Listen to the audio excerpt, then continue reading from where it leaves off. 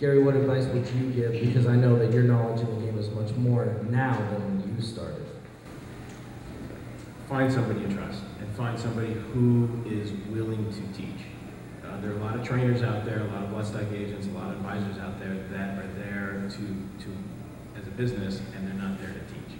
A lot of trainers don't like it when owners come in the morning. Some tolerate it, and some actually open their barns up to people. And if you want to learn, you know, Baffert is actually one of those guys that I would recommend. Somebody who would open his barn up to just about anyone. Trainers are people. I mean, believe it or not, trainers are people. And you've got some people who like to have people involved. You have other people that don't like to have people involved. You have some trainers that would prefer you not to do, and others that would. It's like if you're on the stock market, you have some stockbrokers who don't want to even hear from you as the person that's investing. You have others who want to be partners with you. So you find that proper level of the amount of involvement you want to have, and you get comfortable with the trainer, and you know, as Gary said, sometimes many trainers want you to come over to the barns, and you know, some may have less interest in that. So you just find where the right place for you is. Question? Say I want to do something with Bob Baffert. Do I just call him on the phone, or do I go through you guys, or is there a minimum that he's going to only listen to me if I have 100,000? Well, being that the TOC is putting on this seminar, I would say contact the TOC, but these guys may have a different answer, so go ahead.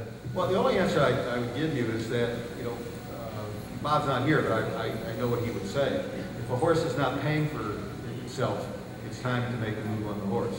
Now, you have other trainers who, because they have less horses, they may want to hold on to them longer, but that's his philosophy. So he'll move a horse down faster than, you know, some others may, but in order to get with any of the trainers, I think you do probably talk to TOC, and they could arrange for training companies. Is there a commission that I have to pay to TOC? I mean, there's a bloodstock agent I can call. Is it all free? No, TOC is there basically to help owners in any way that they can help owners. So you just basically give them a call. There's no commissions involved with TOC. Better not be any commissions. There are no commissions involved with TOC.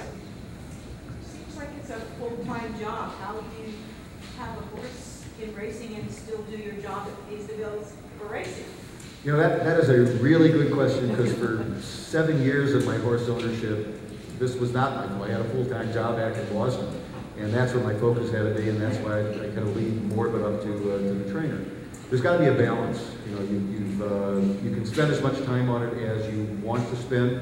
I'm really happy the last couple of years now I've been able to watch over it and help manage it in a way that I wasn't doing it earlier. So you just got to find the amount of time that you're willing to give in and to put in on it. And you kind of have to identify those things that are most important, and maybe be less involved in some of the things that you really can't be a major participant in. With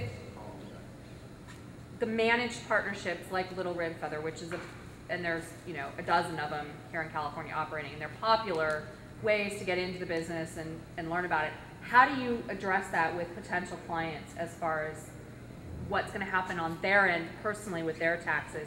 Because realistically, you're doing the work, so they're not. Oftentimes, they're not qualifying.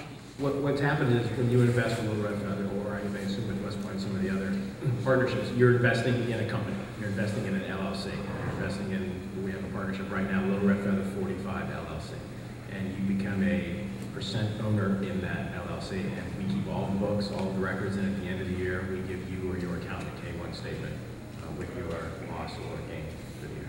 So it's relatively simple when you're involved with a partnership. A managed partnership. A managed partnership. Yeah. Because general partnerships are going to operate If you start a partnership with some of your friends, somebody has to do all the accounting. Somebody has to put together, whether it's a partnership agreement or not, that's a legal matter, but somebody has to keep all the accounting books and whatnot. The tracks are going to ask for somebody's social security number when you register for a stable name, and any gains or any purses that are won, that one person is going to be charged.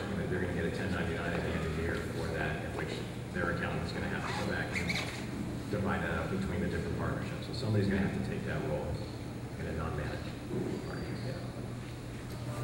Question in the back. Do you need some type of owner's license to become an owner? Owner's license is the question. Do you need it?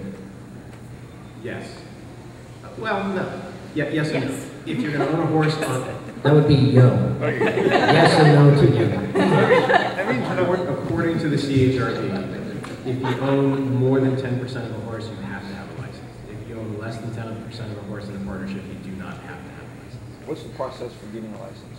The process is you walk down over to the CHRB office at each racetrack, and you apply for one. Any other questions?